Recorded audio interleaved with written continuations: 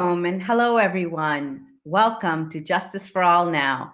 I'm your host, Hannah Zaberi. You're watching us on Muslim Network TV, America's only Muslim-focused TV channel. You can watch Muslim Network TV 24/7 on Galaxy Satellite 19, Roku, Apple TV, Amazon Fire, and various social media platforms. Today, I have the pleasure to have two amazing guests who are disability activists in their own realms. And we're going to have this conversation that I've been looking forward to have.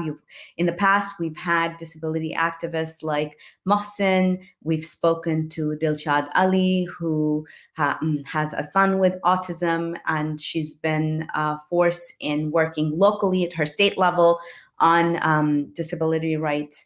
But today we have some Sa'diyya Nesar. She's an international activist. Sa'diyya is the author of a new book called Strength from Within that is based on her life with physical disabilities and deriving strength from the stories of the Prophet sallallahu alaihi wasallam. Prophets. She received her Bachelors of Art degree in English Literature and Literature from Hong Kong University. She pursued her Islamic studies thereafter and written for a variety of outlets, including the Huffington Post, Sisters Magazine. She also delivered a TED Talk that raised social realities about those who have disabilities, what they face, and is currently Hong Kong's Resolve 2020 Social Justice Fellow on the theme of disabilities, less assumptions, more conversations. Thank you so much, Sa'diyya, for being here. And Thank you for having me. We're grateful, and I know it's nighttime in Hong Kong, and so you're up after hours. So thank you so much for accommodating your schedule for us. And our other guest that I wanted to invite on is Sister Zeba Khan. She is currently the Director of Development for Muslim Matters and a dear friend and colleague. She's a producer of the newly launched Muslim Matters podcast. She's a writer, a speaker, and a disability awareness advocate.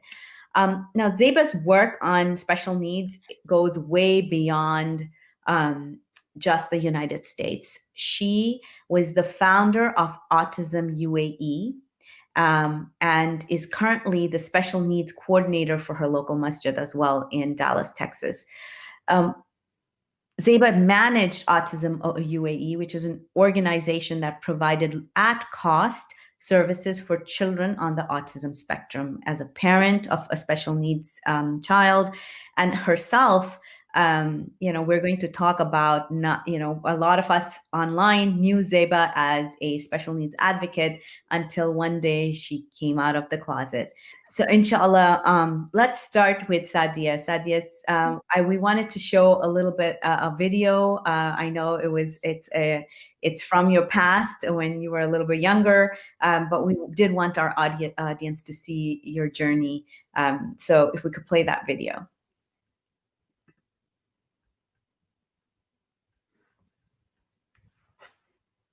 It takes a little bit of time, but while they're bringing that up, we're going to be talking about your book next as well, and I'm really excited to learn about that. And we're going to share where you can purchase Sa'diyya's book in the comments, and so hopefully you all can support the sister, inshallah.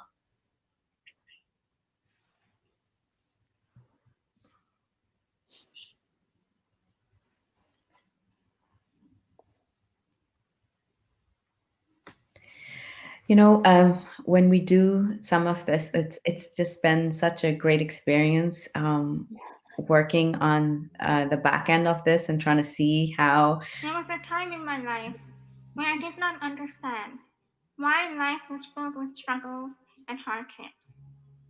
Why did we have to endure tests and experience pain? Why are we left to feel alone and in darkness when facing life's trials? Why did life have to be difficult? I experienced these thoughts from a young age. into my life with physical disability, where life forced me to feel both physical and emotional pain ever since young, where I had to be admitted to hospitals year after year for months, to a place where I felt alone and abandoned, a place of suffering and grief. The hospital was a place where I was locked away and where I felt buried deep, a place where I felt like there was no ray of hope, a place where life's tests pressured me into feeling pain, into feeling broken without the hope to regain, the hope to regain strength and grow, the hope to flourish and live a fulfilled life like the average youth. At the age of 7, I came across Islamic books at the hospital, books on the prophets and the companions and how they coped with their life's challenges. At the age of 9, the story of Prophet Yusuf salam was the one that resonated with me the most. The story of Yusuf salam as a child, where he was separated from his parents, where he did not get to grow up under their roof and care, where he was taken and locked away. I resonated with his story the most because I was not under my parents' roof, but rather I was within hospital walls, where I had to experience the pain of being ripped away from their arms day in and day out, time and time again, where I was left in a place that I did not want to be left in, where I was trapped in a place where I did not want to be trapped.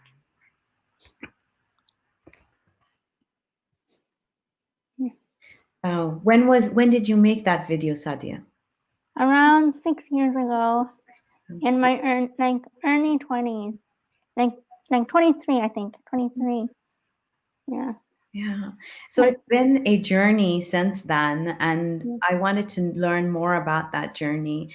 One of the things that we do on this show, we specifically focus on grassroots activists that are working on not only just education and awareness, but taking it to the next level and bringing around positive change in their communities. So a lot of times, we can have discussions on disability and Islam and awareness about disability, but to take that awareness about and cause change with it, only a few people do that. So this is where I'm really, really impressed by your work and your ethic and just being able to be this force of positive change. So share your journey with us. Well, it has been a long journey. I've evolved. Like the talk that you just listened to, that was like one of my first few talks. And it was more motivational. But now I've kind of changed from that. Now I address the social realities a bit more. And I noticed when I was younger, I would go into the stories of the prophets and as a cover up, to address social realities instead of directly addressing it. Okay. And right now I'm more direct, more confident, and more firm. It's not motivational now. It's more firm. And I feel like I'm still growing. I'm still evolving. I recently joined a fellowship on disabilities, and I'm still realizing that there's still so much that I don't know, and there's still so much to learn. So this social justice journey is more like a growing journey. Definitely. And so as you lived in, you've gone through this journey of activism in the disability, what are some of the lessons, or can you point some highlights of that journey that you really felt like that was a turning point for you, and that you realized that you have to go beyond the motivational and inspirational awareness and build that into an actual causing change or policy changes? I think the shift happened when I was writing for my book, because writing pushed me to process everything, my whole life. And also in my book, I write using like the stories of the prophets and how that helped me. But I couldn't hide behind the stories of the prophets as much, Mhm. because I was forced to face my experiences, and I was forced to research to see if others with disabilities go through similar, whether they experience microaggressions. And I think the awareness through writing made me realize that I need to change my approach. I need to move beyond the motivational side of speaking and really address reality straight on. Not just address through writing or speaking, but working with others that have same goals. Yeah. Definitely. Thank you so much for that. And we're going to talk about your book a little later. I'm going to ask Zeba now. Zeba, um, you've been writing about disability and special needs parenting for a while now. But with this article that was published in Muslim Matters, I believe also around 6 years ago, um, you came out of the closet. What does that mean? Well, it was interesting because I had spent a lot of my public time and energy advocating for my son and advocating for other children who couldn't afford therapy, and but really desperately needed it. And at the same time, a lot of my energy was being sapped by the fact that I was dealing with my own chronic illness. And so, at a certain point, it felt almost hypocritical to be talking about awareness and inclusion and the destigmatizing of autism when I myself was carrying the idea that, oh no, if I tell people that I'm actually sick, and the reason why I failed to show up to my speaking engagement, which I did once, which was terribly embarrassing, was because I was so sick I couldn't make it, Mm, and people didn't know I was sick, and I felt like I was being some sort of like diva by being, oh, my son has autism. Oh, also, I'm chronically ill too. Cough, cough. mm, You know, just I had this emotional cultural baggage of like, don't ask for attention. It's like, stop drawing attention to yourself. Stop being so demanding. Stop mm, making such a big deal over something, which is what a lot of people are told when they come to, religious figures or family leaders or masjid boards with a complaint like, oh, my wheelchair doesn't fit through the wudu area. They're like, oh, stop making a big deal. mm, So you internalize those things after a while. And I realized that I have to make a big deal about this, because if I don't, not only does it mess things up for me, it messes things up for other people. For me to be broadcasting my son's disability and mhm. yet somehow hiding mine. So Definitely. it took a lot of mental work to get there, but I eventually made it. I'm glad you made it.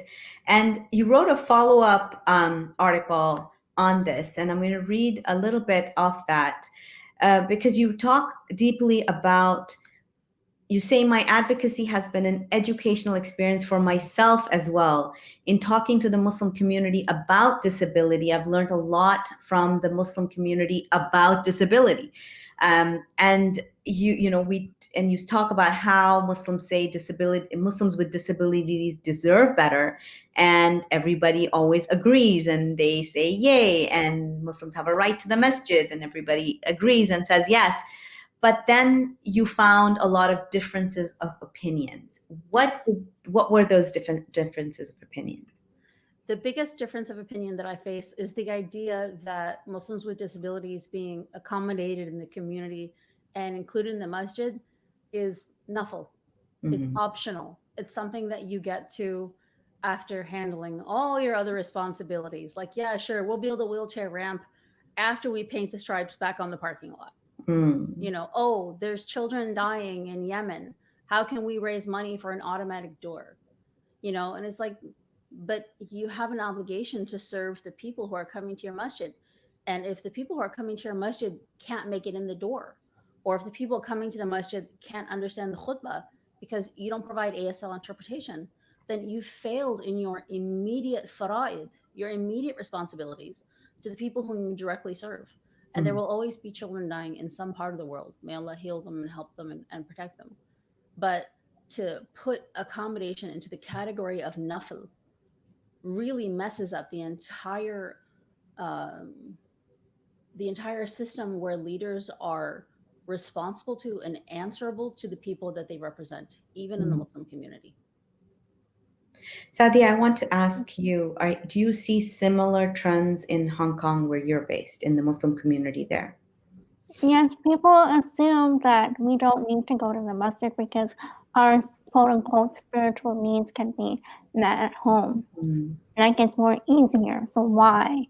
Like, why? Like, all of the massages here are not accessible, and I use a wheelchair. And like, but I still try to go, even if it's both of my parents lifting me up and people and staring at me. But they think like, you know, you can pray at home, so why come? And also I started doing talks at the masjid, but you know, we have spiritual needs. We want to be part of a community.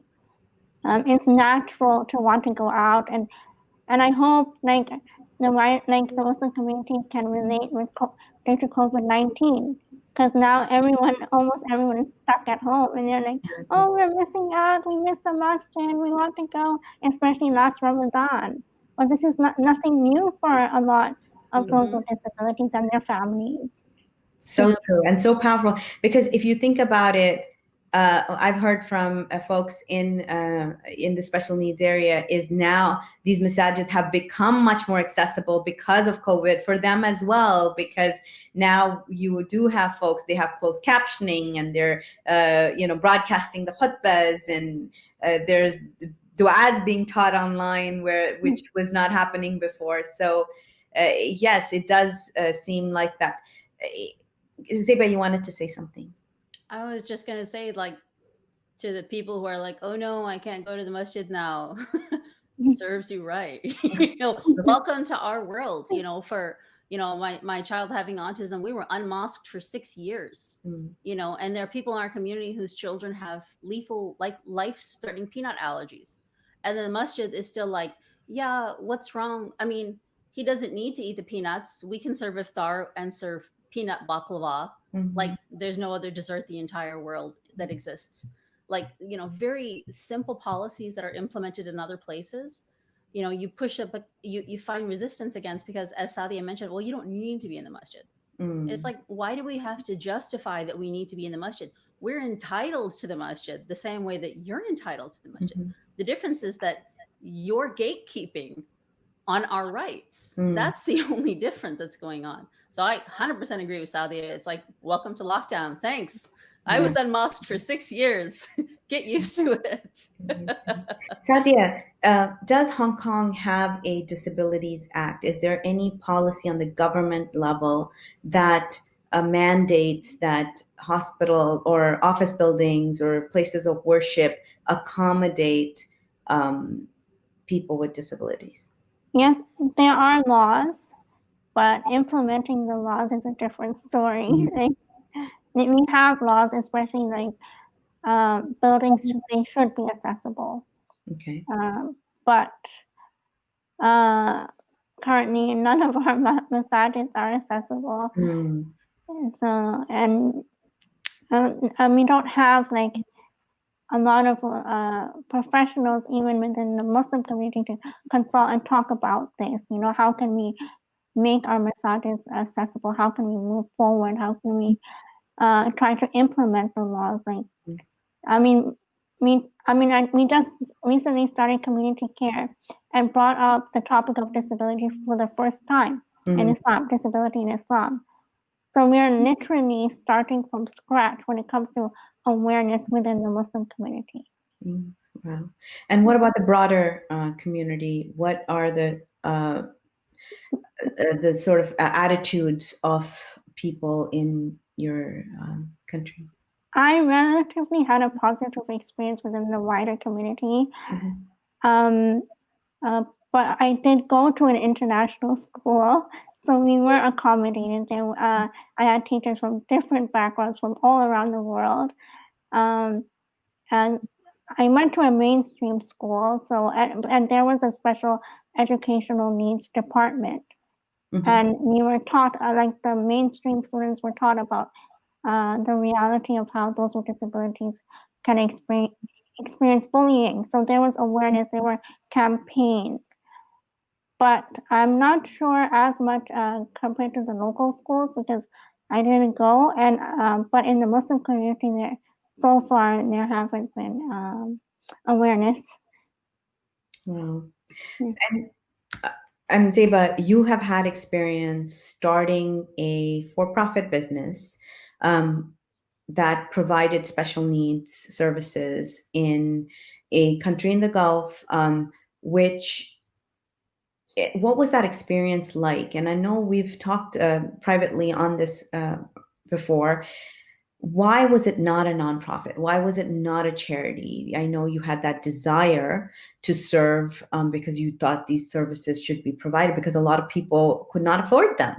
So let's talk a little bit about your experience with Autism UAE. So the UAE is a very interesting place because the population is almost entirely composed of expats. So everyone is coming and going. It's a bit like a revolving door. And so the result of that is that there can be a lot of abuse of charitable causes. There can be a lot of abuse of non-for-profit licenses. A lot of people raising money for charities that don't exist. And then when people are caught, they just pass through the other side of the revolving door and they're gone without any follow-up. And so what the UAE has done in order to curtail this type of abuse was they made it so that in order for you to start a not-for-profit and have it registered with the Awqaf, which is the Ministry of Religious Affairs, you have to be a local. I'm not a local. I appreciate where that law comes from. But because of that, I wasn't able to ever collect charity or receive charity to pay for the therapies that our kids were getting. So the therapy was always provided at cost, though I was never able to get it provided for less than that, unfortunately. And there's actually a lot of funding available in the UAE. As you can imagine, where there's money and where there's Muslims, mashallah, there's charity. But not being able to receive that really hampered the growth of the organization, unfortunately. But I appreciate that law exists because there was a lot of flagrant abuse beforehand. Before then. Now, have there been changes? Like, what were within your time that you did the work there? What were some of the perhaps policy changes that you saw that gave you hope, or trend or attitudinal changes? Were there any? Are you hopeful? Or as when we were researching this episode, one of the things that our producers pulled up was that inequality impacts more than 1 billion people with disabilities around the world. Is that awareness of that in the circles that both of you work in? I wouldn't say that we're there yet. I would say that there was definitely positive change while I was there. The Dubai Autism Center, for example, just before I moved out of the UAE, they finished their mega campus. Like before the Dubai Autism Center, not my organization, the government's organization, was in like a very large villa with many, like, these big villas. They have like the servants' quarters and the main family house and the second family house. So it was this, relatively large estate. But that was the Dubai Autism Center, and they had a waiting list of over 6 years. Wow. So just before I left, they finished their mega center, which was literally the entire block, which is wonderful because that really increases the capacity of the children that they can serve. But one of the barriers that these same kids face is the idea that their parents won't get them assessed in the first place. And this isn't limited to Khalijis. This isn't limited to Pakistanis. This isn't limited to, Indians or any one specific ethnicity or religion. There's so much stigma against a child having a special need that people won't even take their children for an assessment until it's so late that the opportunity for early intervention has passed. And they will deliberately lie to schools and say, no, he has no conditions, he's neurotypical. And then they get them admitted into these private schools, which, by the way, have no government mandates on accepting children with disabilities. They're a for-profit business. If someone takes up more of a teacher's time or resources, they're gone. I mean, my kid was kicked out of 3 kindergartens. That's Okay. the story of educating a special needs child in the UAE. So there's the barrier to services, which is the cost, which is exorbitantly high. And then there's the barrier to assessment, and that's cultural. And that's internally measured. I can't tell you how much that's changed individually in a person's heart, but the Dubai Autism Center does run campaigns, every year to try and address that. Okay, so Sa'diyya. As for Hong Kong, I think people are, well, in the Muslim community specifically, they're beginning to be aware. Like before, they wouldn't know what microaggression meant or what ableism meant, but they're beginning to be aware. They're beginning to have conversations and reach out, and even some of the students, they want to do projects on disability at university. Like they're beginning to take interest. So there is hope for the younger generation, and I'm especially hopeful through the community care in Islam project to bring up different social justice matters, not only for those with disabilities, but also our elderly or our weavers. Like we're beginning to have such discussions. So hopefully we're moving forward. And how does the charity world work in Hong Kong? Are there similar laws there on charities, or is it, is it easier to raise money, to start a nonprofit, an NGO, to address this? Yeah, it's similar to the UK, like internationally. Like we can have NGOs, we can set up social enterprises, and there are laws to protect, and transparency laws as well when you donate. So we can run things like we would run things internationally, like in the US or in the UK.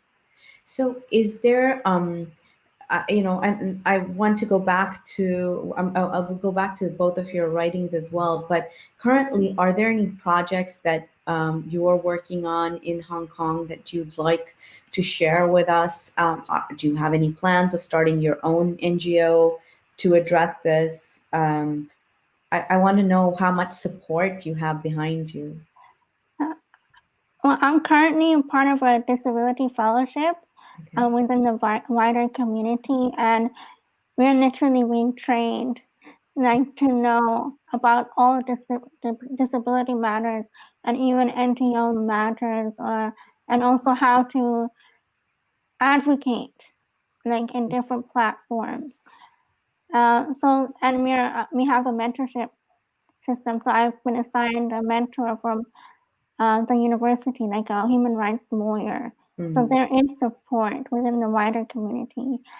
And we have to have a 5-year social justice plan. And I was thinking like that maybe I want to establish an NGO ultimately, but I want to see how to bring everyone together, especially within the academic field, how to advance research related to the realities those with disabilities face. Because when preparing talks, like including data, I realized that we didn't have a lot of data available. And it's really hard to like present the reality without data. Stories are powerful in their own right, but we need our academics to be involved. We need our human rights lawyers to be involved. We need people from different backgrounds to contribute their expertise. Sure. Otherwise, the burden does fall on you all, and you're a lot of times going through. Yeah, go ahead, Zena. It does fall on the disabled, but it's not supposed to. It's not supposed to. Ideally. I want to have this conversation because when we're working with impacted people of any community, of any work that's being done, it's a very fine balance, right? Do you you want to take the burden off of the impacted community and do the work, because they're going already, whether it's someone going through genocide or someone going through violence against women, or it's a rape victim, it's a survivor of domestic violence, or someone with disabilities. They're already going through a lot of trauma in their life because of fighting societal attitudes, because of just daily, day to day, just sitting in a chair is hard. It might not seem so for people watching, but it's physically exhausting. So now to do that extra work to now change society and have that responsibility dumped on your shoulders as well. So that's one. But where does someone walk that fine line where they don't usurp your voices and speak for you and over you, but be that ally, that support, buoying you and your work and your causes up? Two magic words: listen and help. A lot of people are like, oh, I can't do anything. Like our masjid, alhamdulillah, has the khutbah translated in in real time into American Sign Language. Mm-hmm. And then that's broadcast internationally. And as far as we know, we're actually the only masjid in the country that does that. Mm-hmm. So as a result of which, there's only one khutbah accessible to deaf American Muslims. It's not the deaf Muslims' job to come to us and ask for this.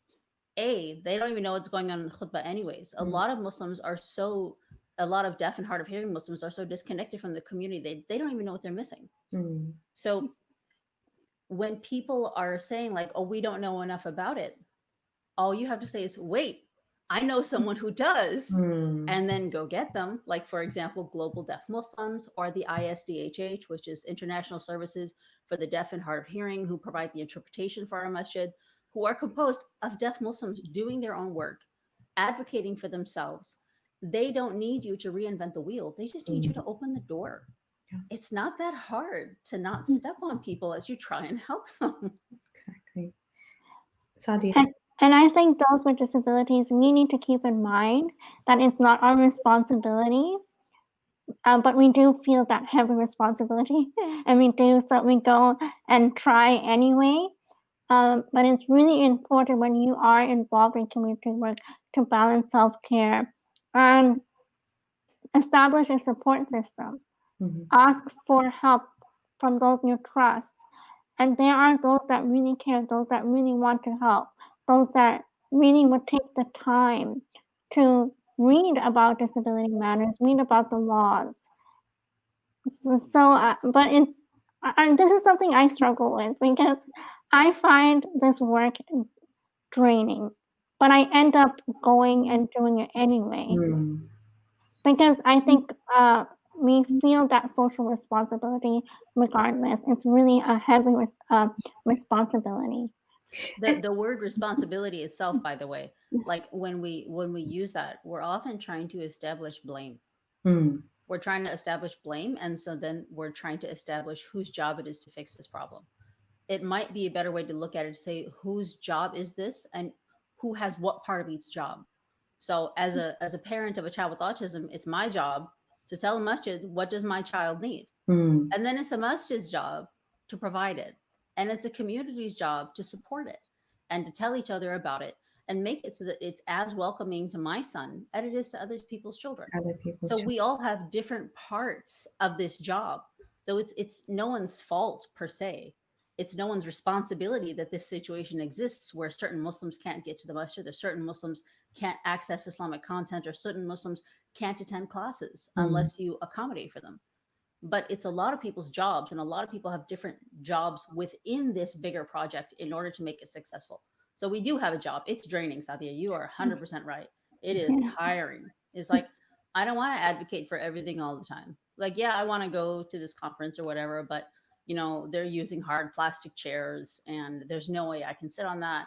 And maybe I really just don't want to have to deal with asking the organizer if they have something better to sit in, or taking a wheelchair there. So I'll stay home. It happens sometimes. Everybody needs a break, but yeah, it's exhausting. Sadia, and something you mentioned, self-care, and I want to talk about self-care. But one thing that I do want to notice is also there's this extremely sometimes toxic social media culture Yeah. of wokeness, and which tears down people who sometimes don't know enough or don't know the right language to use, but want to help. And there, and yes, we should educate ourselves and take again that responsibility as people who may not have special needs, if you're going to be engaging with people or engaging with anybody who is or engaging in that field, to learn about it before stepping and sharing your opinion. So I agree, so that is one aspect of it. But there is this very, like, when you talk on, you see the tweets. I would like to get both of your takes on that. It scares some people off. It's because they're so scared of saying the wrong thing. Well, for me, I'm so selective how I spend my time online. Like I find Twitter very toxic, so I'm rarely on Twitter, even though I should be. I should, but I'm rarely on Twitter. And on Facebook, I do find the environment toxic, and sometimes I do address some things, like when someone is misusing like the wrong word, but I would tell them privately. But you have to be selective online. You have to, in order to survive, in order to keep going, in order to keep putting your work out there. And also, we need to practice empathy towards those that are new to this, those that want to understand, and those that want to help. True, and this is something that an audience member just asked: is how can people who want to help reach out, or how can people who need the help reach out to community? What are the best practices, both of you, or tips that you can share, so people can learn from your experience, and that 6 years that you have put into this work may not be 6 years for another young activist somewhere else in the world.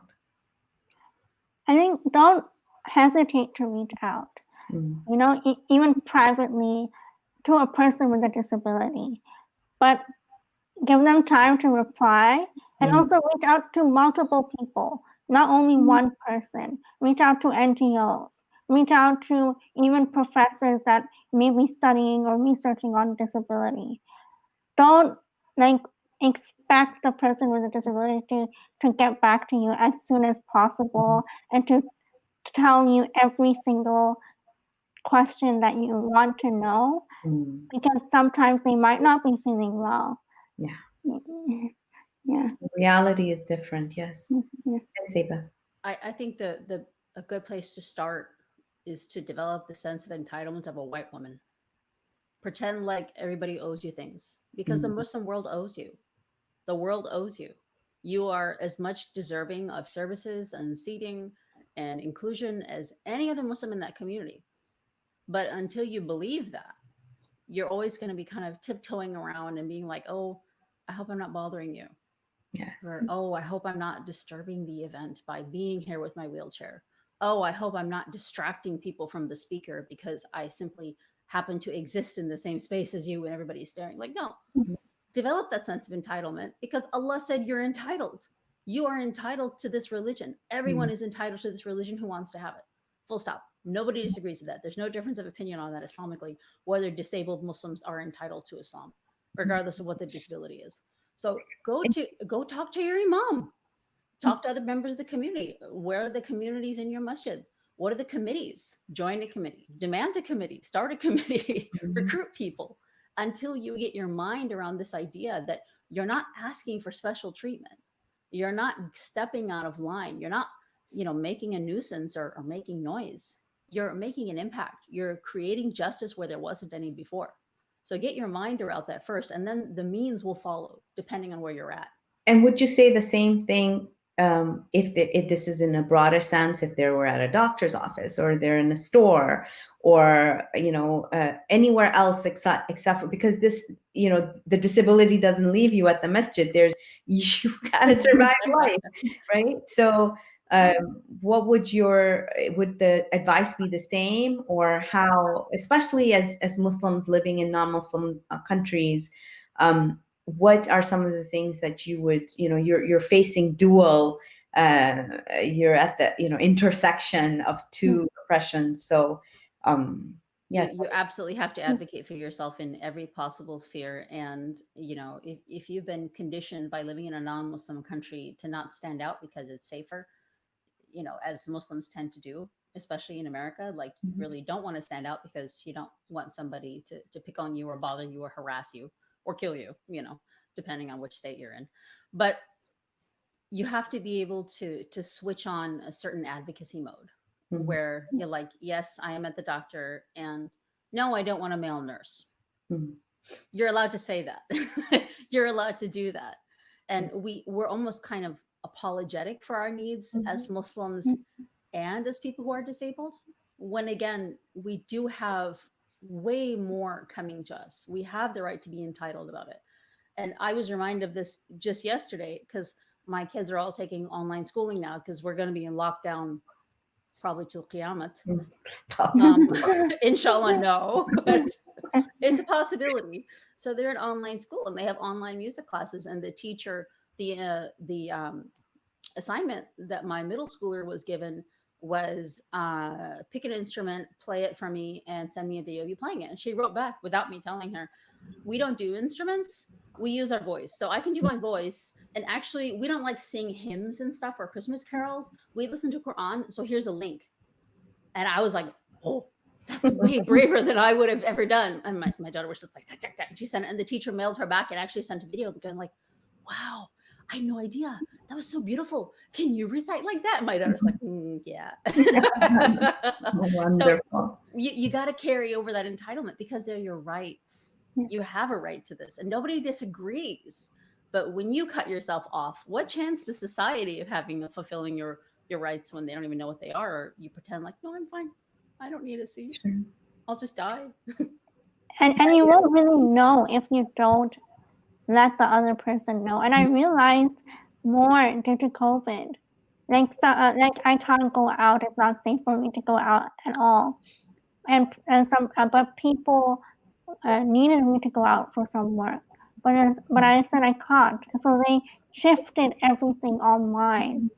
So it was just like, even the TED Talk, I was the only speaker that did it virtually. Everyone had to do it in person. So you just won't realize if you just don't state what you need and what you want. It's actually not just what you want, it's what you need. And you'll be surprised. You guys you're inspiring, because I was just venting about this online. For example, we have this working group meeting, and they scheduled it during Jummah. They're trying to work on Muslim issues, Muslims going through genocide, and you're going to schedule the meeting during Jummah.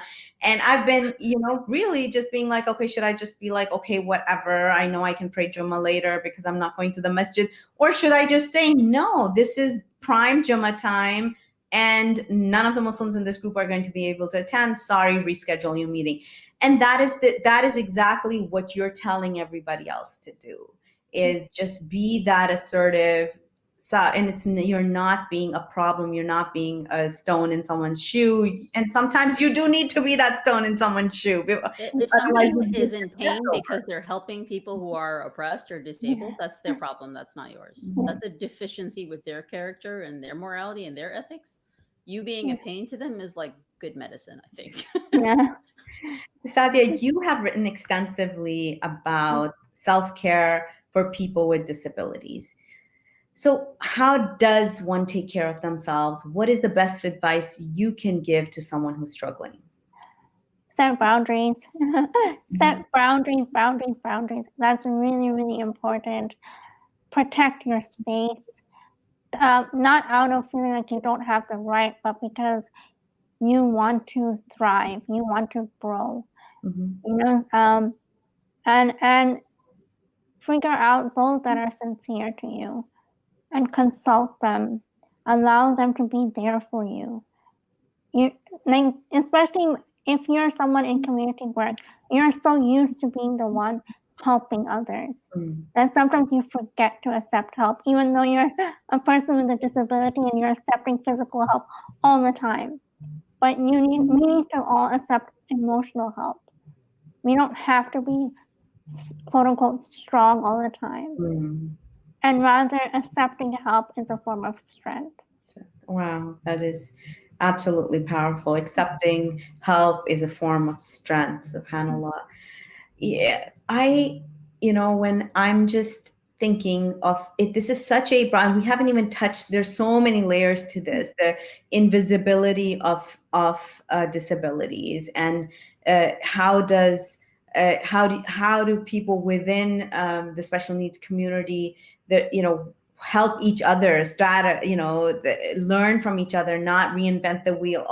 There's just so much that can be done in learning from other organizations or other activists who have been doing this work, maybe in non-Muslim spaces, or like you were saying, involving human rights lawyers. Because how many times do we look at disability rights as human rights?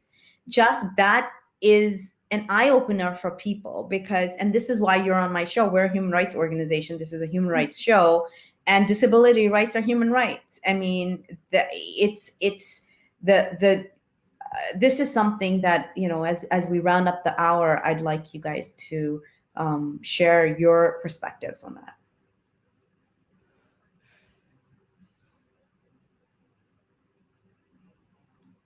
In my experience, people have a tendency to look at disabled Muslims and disabled people as contagious and other.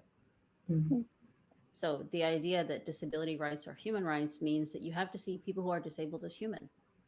You have to find a common thread. You have to empathize. You have to be able to connect to each other as one human to one human. Mhm. And that doesn't actually happen without inclusion. Mhm. So until Muslims with disabilities are part of your community, how will you get to know them? How will you see them as not other? How will you see them as being just like you, but just need some help? Mhm. So it has to start from the top. And it seems almost like a catch 22 where, like, well, we need to have accessibility in order to have empathy. Oh, but we need empathy in order to have accessibility. Mhm. We kind of need to have both, but without access to the main community, the opportunity for empathy to develop is dramatically reduced. Mhm. Like, most of the time, people have some sort of care or interest in disability awareness or activism if they have a family member or a child or a parent or some vested interest in disability rights, but not a lot more people than that.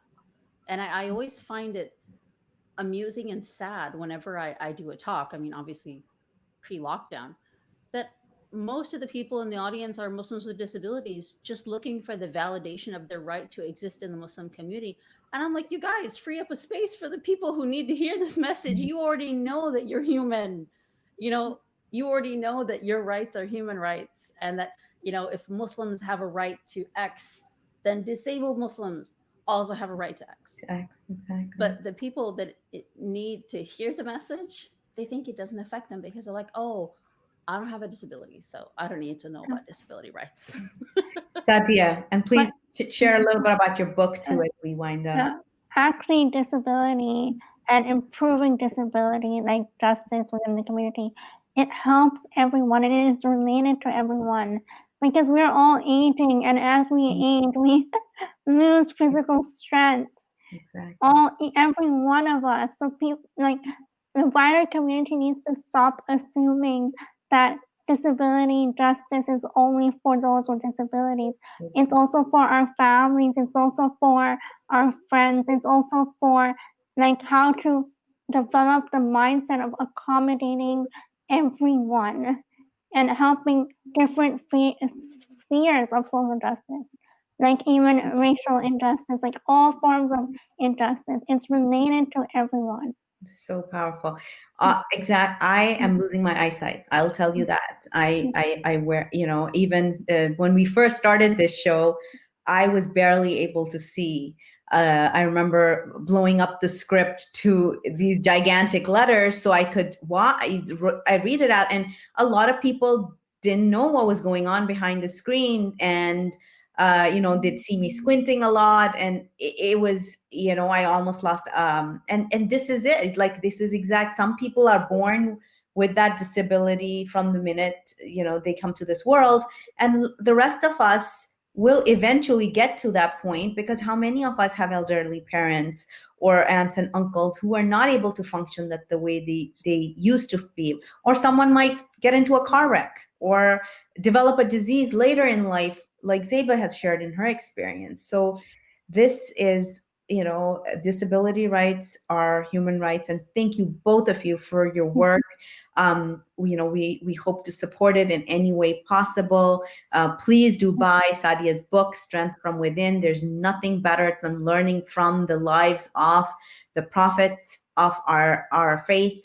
And, I would like to offer both of you, we have a system in place in getting policy changes made. I'll have to check if we are able to do it for Hong Kong. And that's another fascinating, maybe down the road we could have this discussion, Sa'diyya, with China taking over Hong Kong. What are you expecting from a transition from a democratic state to a communist state? That could be an hour-long discussion in itself. But thank you to the both of you for being here today and joining us. Inshallah, we hope to have you back someday.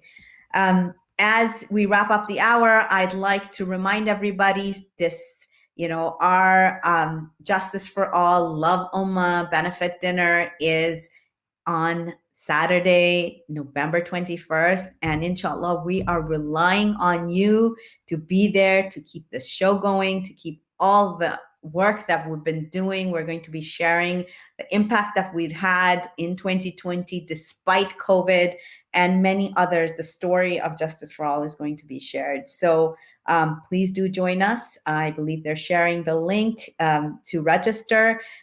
So inshallah, we'll see you Saturday to love Ummah.